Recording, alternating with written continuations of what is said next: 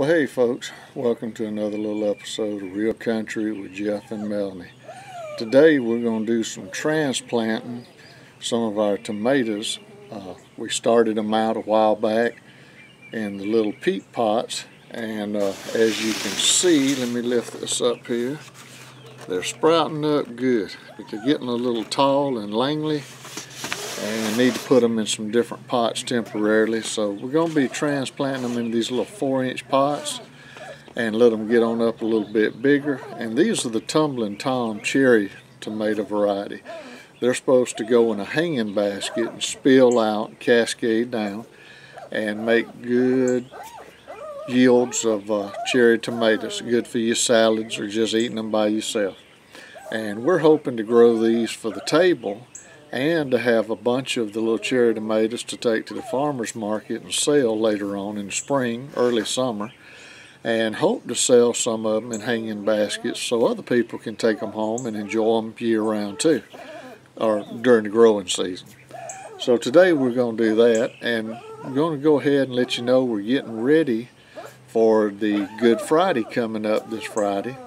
Traditionally, this, especially here in the South, this has just become an old tradition based in folklore that Good Friday is the best time to have your crop started in the ground.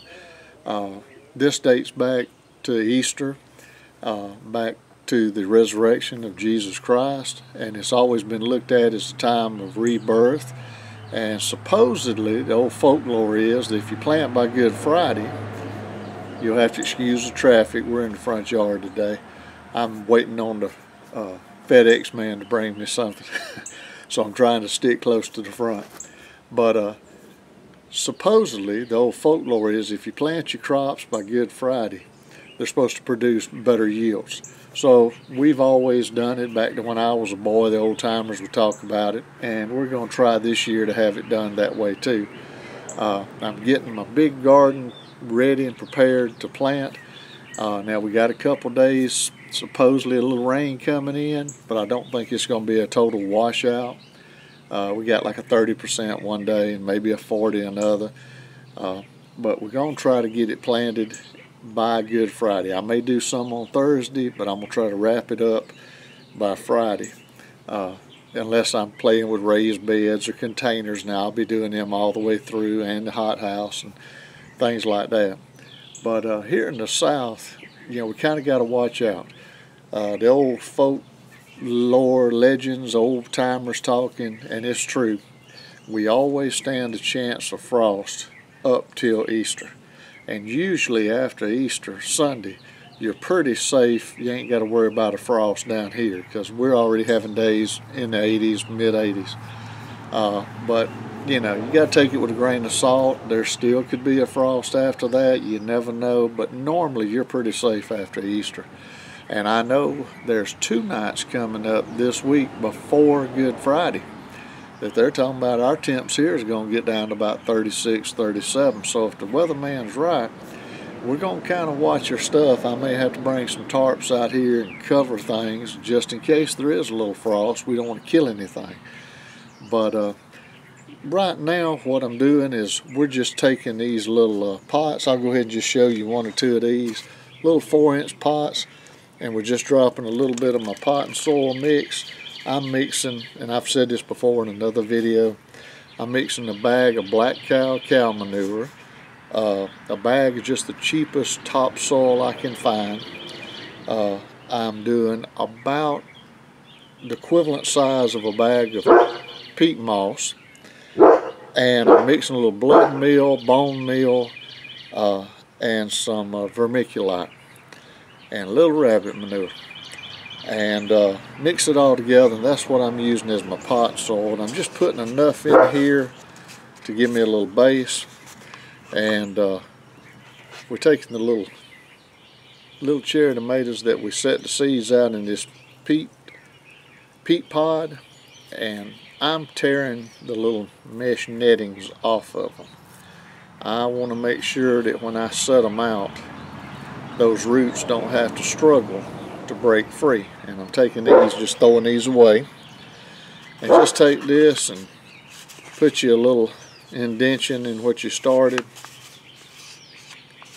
set it down in there like that, and then just come along with a good old handful and gently fill it around, kind of center it, support your little seedling.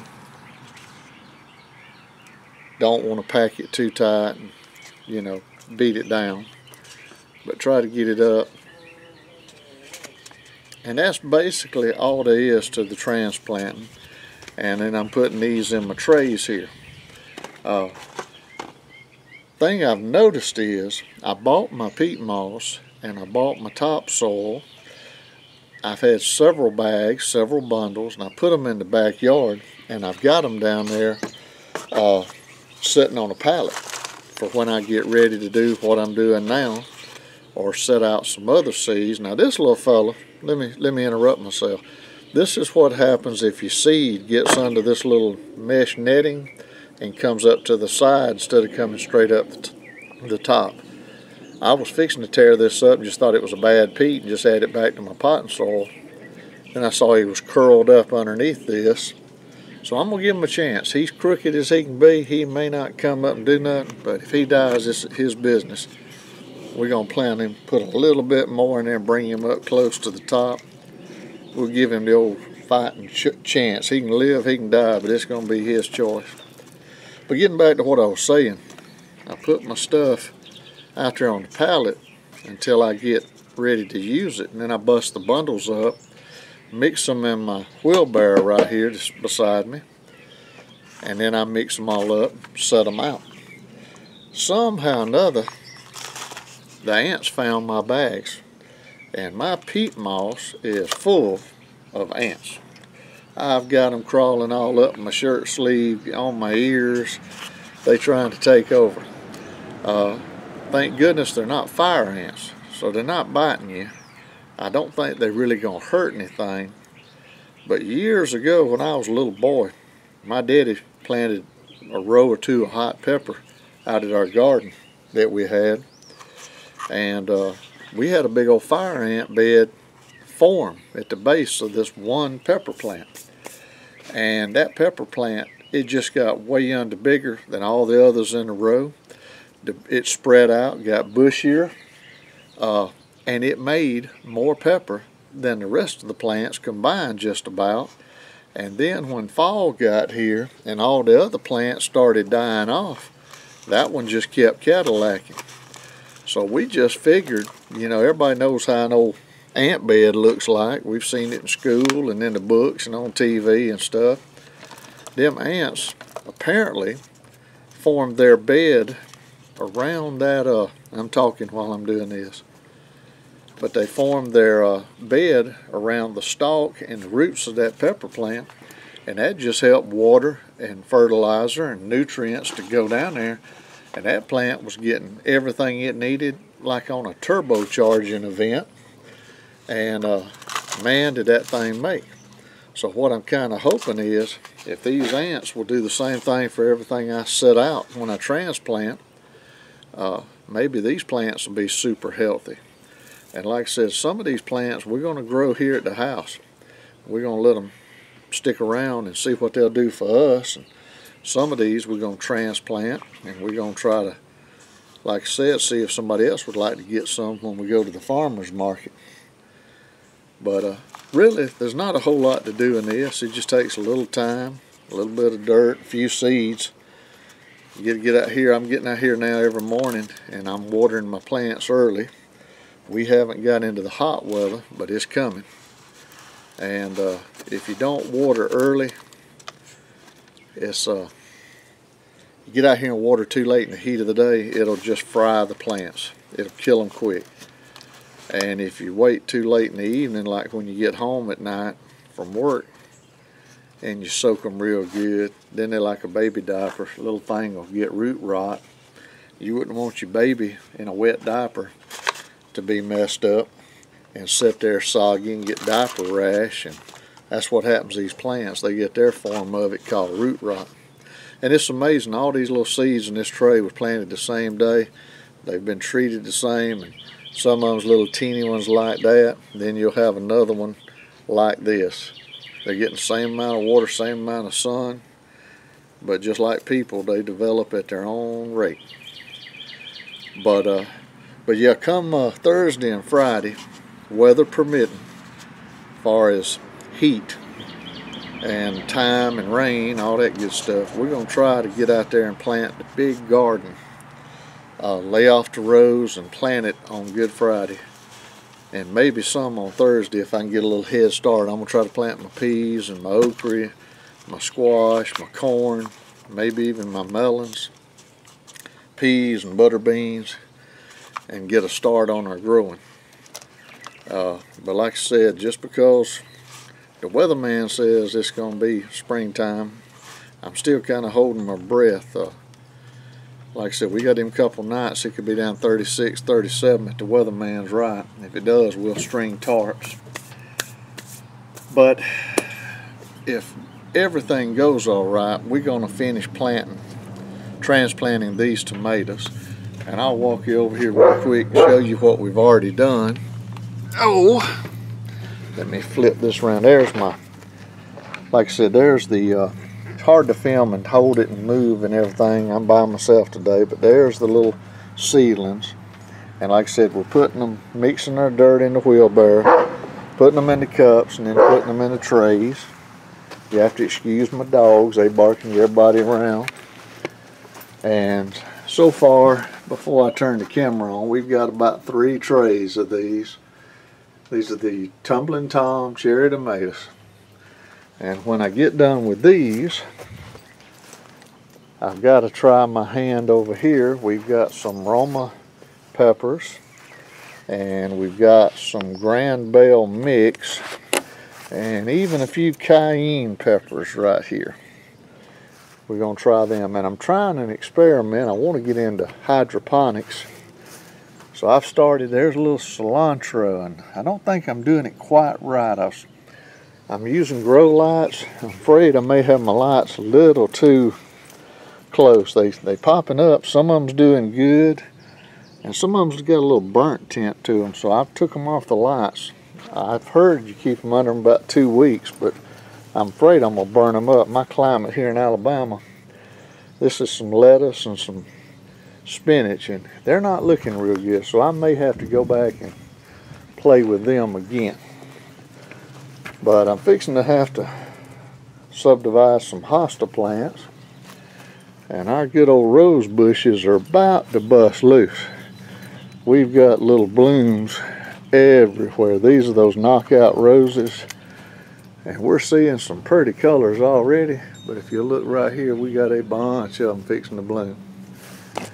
So hopefully it'll be real pretty by Easter week or the week after. And then when I get done with all that today, I hope y'all can see me, I'm going crazy in the color. We're fixing to start from seed.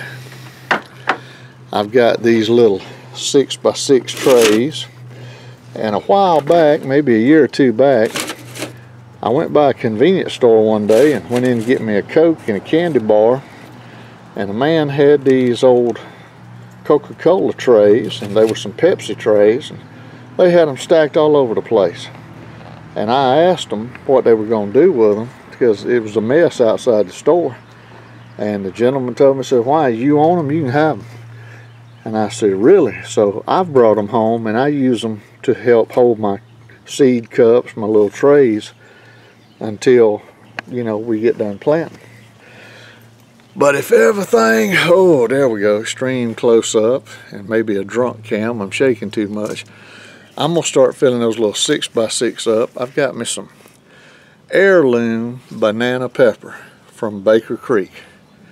Baker Creek heirloom seeds out of Mansfield, Missouri. We try to grow heirlooms as much as possible. Of course, I ain't holding it correctly.